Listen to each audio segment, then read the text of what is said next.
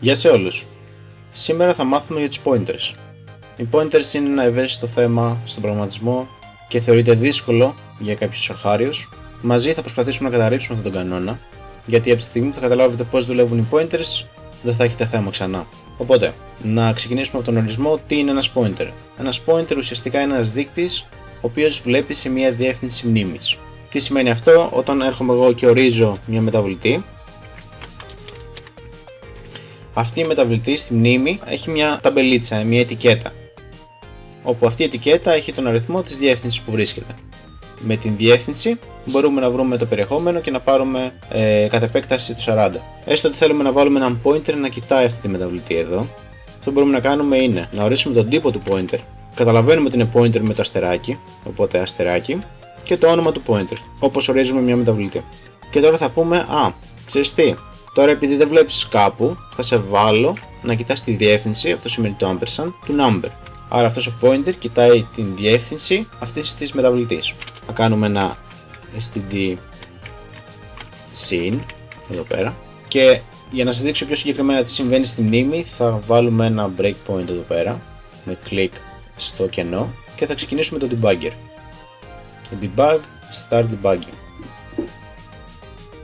Εφόσον ξεκινήσαμε το debugger, μπορούμε να κάνουμε hover πάνω από το pointer, από τη μεταβλητή του pointer ουσιαστικά, και θα δούμε μια διεύθυνση. Ένα 16-αδικό αριθμό ουσιαστικά. Άμα πάρουμε αυτόν τον αριθμό όπως είναι, τον κάνουμε copy και πάμε debug, windows, και πάμε στο memory και memory 1. Αν κάνω copy paste αυτή τη διεύθυνση ουσιαστικά μέσα στη μνήμη και πατήσω enter, θα μου δείξει το αντίστοιχο σημείο που βρίσκεται στο 40, δηλαδή αυτό εδώ.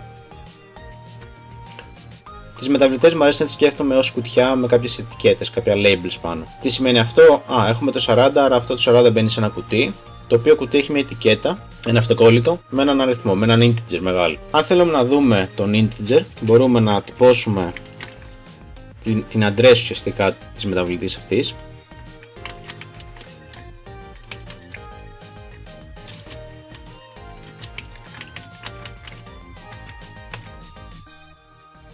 Και αυτή είναι η διεύθυνση η οποία βλέπει αυτή τη στιγμή ο pointer. Άμα γυρίσω αυτό, άμα κάνω τη reference σε αυτή τη μεταβλητή, δηλαδή του πω ότι φέρα μου την τιμή μέσα σε αυτό που κοιτάς, θα πρέπει να δούμε το 40. Κάπως έτσι.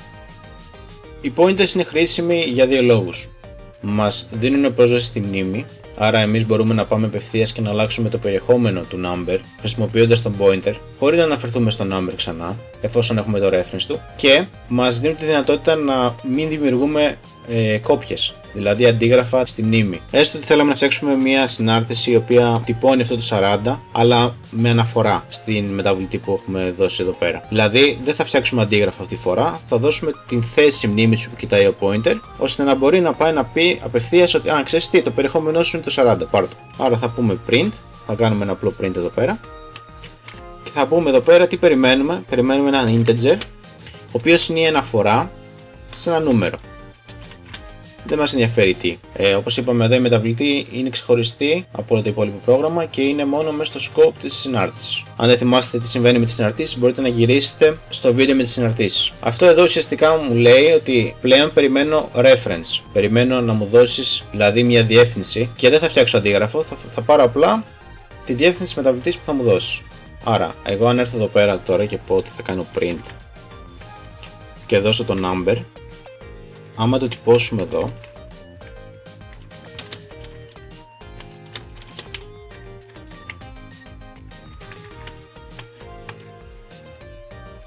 στην προκειμένη δεν θα πάει εδώ πέρα να καλέσει τη συνάρτηση και να φτιάξει αντίγραφο, αλλά θα πάρει ό,τι περιεχόμενο έχει από τη διεύθυνση απευθείας και θα πούμε 40. Αυτό μπορούμε να το κάνουμε και με pointer, δηλαδή μπορούμε να πούμε ότι θέλουμε να περάσουμε το περιεχόμενο που έχει ο pointer μέσα. Αλλά αυτή τη φορά θα πρέπει να το κάνουμε τη reference. Δηλαδή θα είναι ακριβώς το ίδιο, γιατί αν το καλοσκεφτούμε λίγο, ο pointer κοιτάει το reference ήδη του number, άρα κατά βάση αυτό που θα επεραστεί πάνω στη συνάρτηση είναι η διεύθυνση που κοιτάει ο pointer, που είναι ουσιαστικά η θέση μνήμης του number, που είναι πάλι το 40.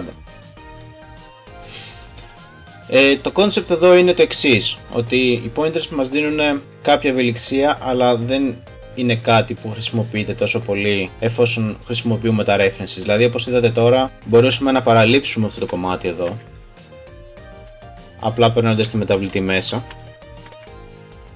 γιατί στην παράμετρο της συνάρτησης έχω πει ότι θέλω το reference.